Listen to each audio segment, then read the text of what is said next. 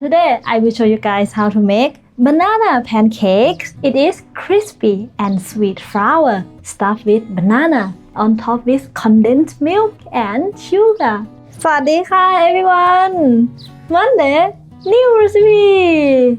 If you don't know me, I'm Nin. Alright, are you ready? Let's cook. Let's make the dough first, starting with adding some salt into a mixing bowl, as well as some water. To dissolve all the salt. Stir until salt is all dissolved. No yeast, no nothing, just simple. And then we will add some condensed milk to add some sweetness taste in the dough. But you can use white sugar as well. It will still be fine. Then add an egg. Stir until the condensed milk is mixed with water and the egg is blended with it too.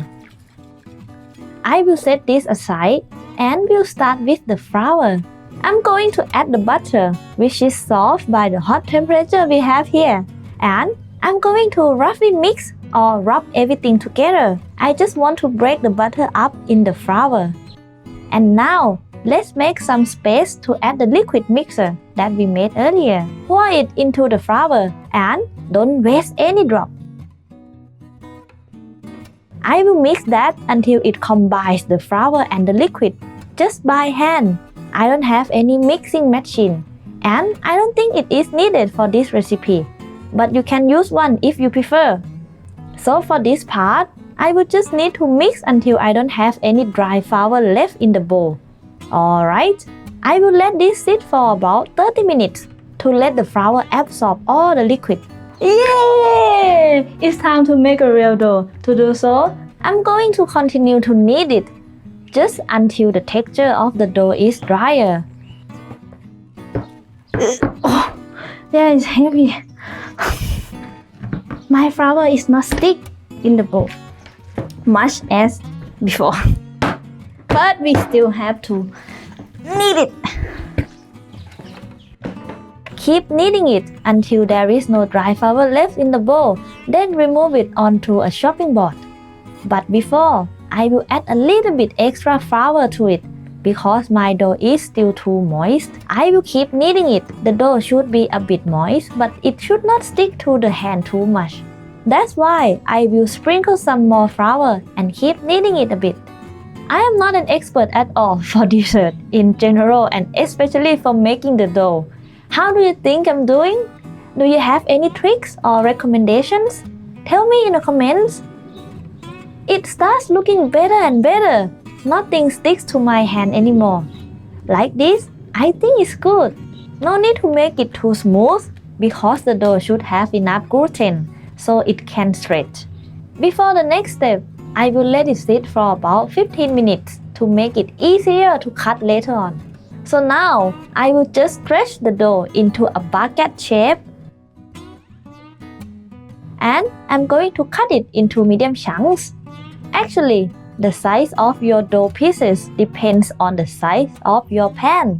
I don't have a big one, so I will cut it into approximately 50 grams chunks and will shape it like a ball later on.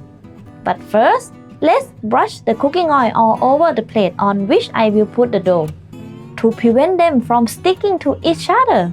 This is the way I make my dough balls. Flatten it out a bit and then gather the edges so it will become a ball shape. Easy peasy.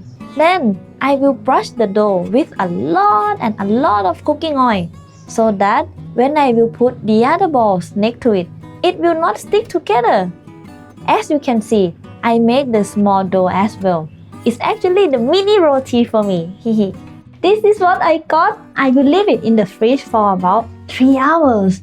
But since I don't have time, and actually I already tried to make this recipe from yesterday, so I still have some dough left and I will use this instead. It will be good, It's same. Just I cannot wait for 3 hours for this, so I will use this one.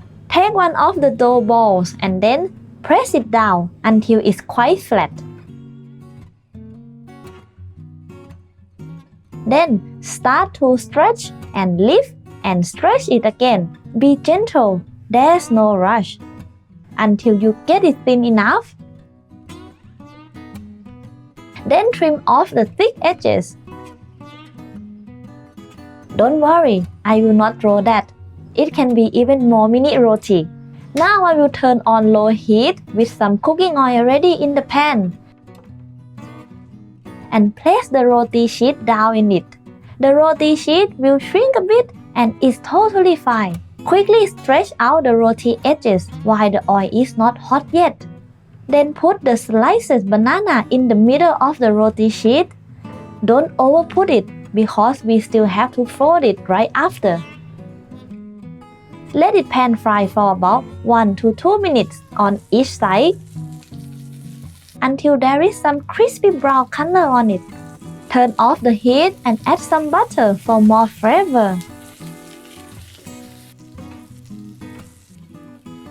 Then bring the roti to a chopping board and cut it into bite-sized pieces. Look at the banana. It looks absolutely delicious, but it's not done yet.